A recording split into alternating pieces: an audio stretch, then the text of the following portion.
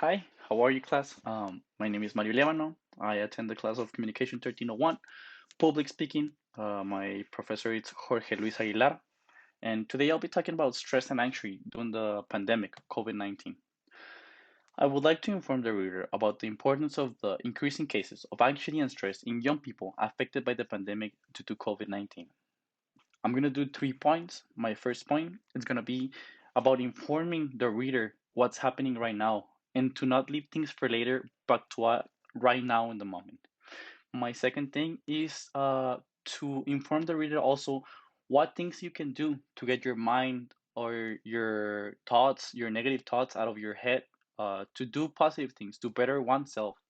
And the last thing I want to talk about it's about different activities that someone used to do before the pandemic that maybe they don't know, but they can do right now. A lot of people try to do or adapt to different things during this pandemic, and I know it's hard, but it's what keeps us moving. The first point I want to inform the reader it's the deaths during the pandemic. Deaths are one of the most important things to be aware of in these difficult times. But let's not be distracted from the fact that the cases of anxiety and stress have increased by more than 40.1%, depending on the age group during the pandemic. According to the government website, American Psychology Association, nearly 1 in 5 adults, that's 19%, say their mental health is worse than it was at this time last year. By generation, 34% of Gen Z adults report worse mental health, followed by Gen X 21%, Millennials 19%, Boomers 12%, and older adults 8%. Incredible, don't you think? And to think that we were already living in a world where everything was starting to crumble little by little, and the pandemic just arrives to give that push just to be on the verge of the precipice.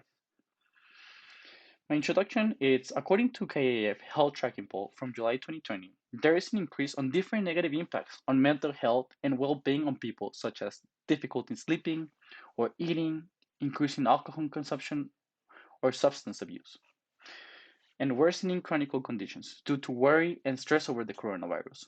And one wonders how a pandemic can cause so much negativity towards people, even if a person tries to stay at home and go out as little as possible to avoid the spread of the virus. Not to mention the aspects of not having to deal with the negativity and stress of certain people throughout regular workday.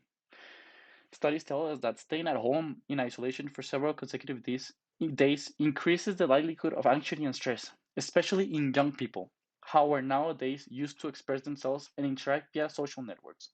Young people through the ages 14 to 24 years old are used to follow a certain routine, which usually consists of going to school, eating, studying, a normal productive routine. According to Dr. Robert L. Leafy, via Psychology Today, explains what a regular young man thinks when waking up.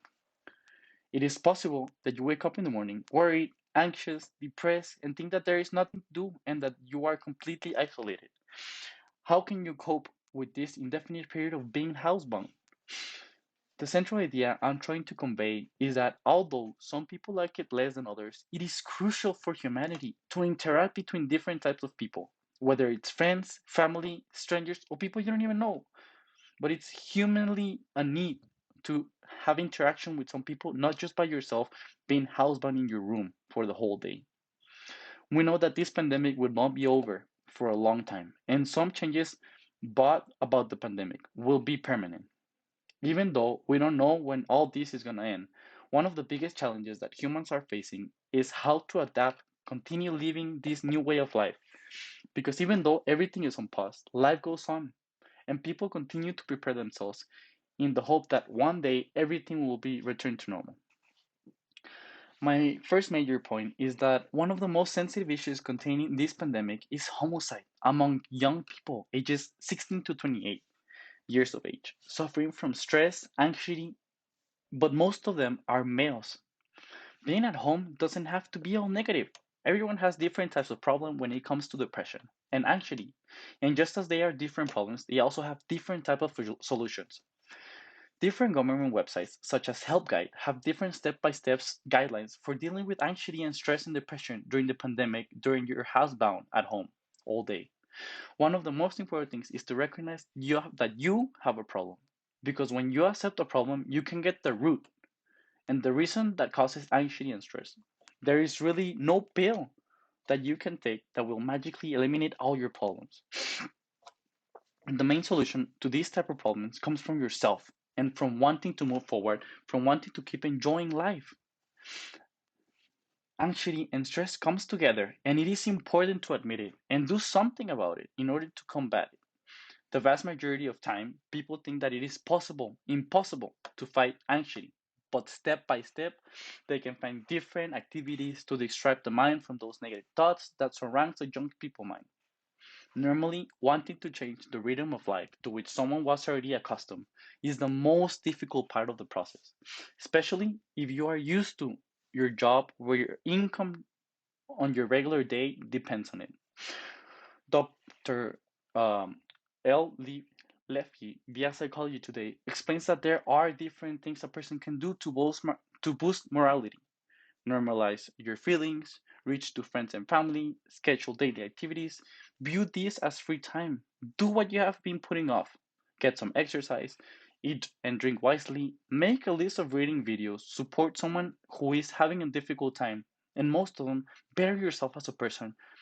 Don't see this time as waste. Do see this time as a time where you can better yourself or you can do different things to be a better person, even if it's by yourself on your own room. Most of these activities have two things in common. The first being interaction with different types of people. I would recommend spending time with family or close people with whom a person can live and trust and share different thoughts, who can understand a person. And the second thing these things have in common is to work on oneself, either improving one's behavior with others. A person is normally happy when she or he has a good nutrition and remains stable in a good physique, or simply to improve every day, either by being a better person or volunteering for different activities to clear your mind. Activities that people did before COVID 19 that you can do now to increase productivity during the day is also really important. The CDC appointed a statement in their page saying, it's important to note that safely hosting a large event, including sporting events in areas where there are high levels of COVID 19 within the community, will be challenging, but they can do it, keeping a safe distance from everybody. But those activities do keep you interested and away from negative thoughts. Many athletes lost scholarships and even more money for not being able to play sports.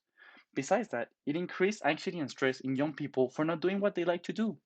Different countries around the world began to open the doors to leave sports as a means of entertainment to promote interaction between people, even if it's on TV, not in person. And certain schools started to open doors to their students. They decided to call it online school. Sorry, that scary, don't you think? My conclusion is that I do firmly believe that if someone loves life, they are going to do the most out of it. And the same goes for people who have anxiety, stress. They have to fight it for themselves. No one is going to fight it for you. I think it all comes down to how much a person really wants to live. You can give them you can give him pep pills, or you can feed them their favorite food. What I mean is that you can give them the world, but if he doesn't want to live, he won't fight. The important thing is, and I know it sounds hard, is not to give up, to find the root of the problem and to fight for something special, for something that gives you reason to live, reason to fight, and keep in mind that something better will come. And if it doesn't, try to live with it. As the phrase said, God gives the hardest battles to his stronger soldiers, and always hope for a better tomorrow. Thank you so much, and I wish you good luck during this pandemic. Have a nice day.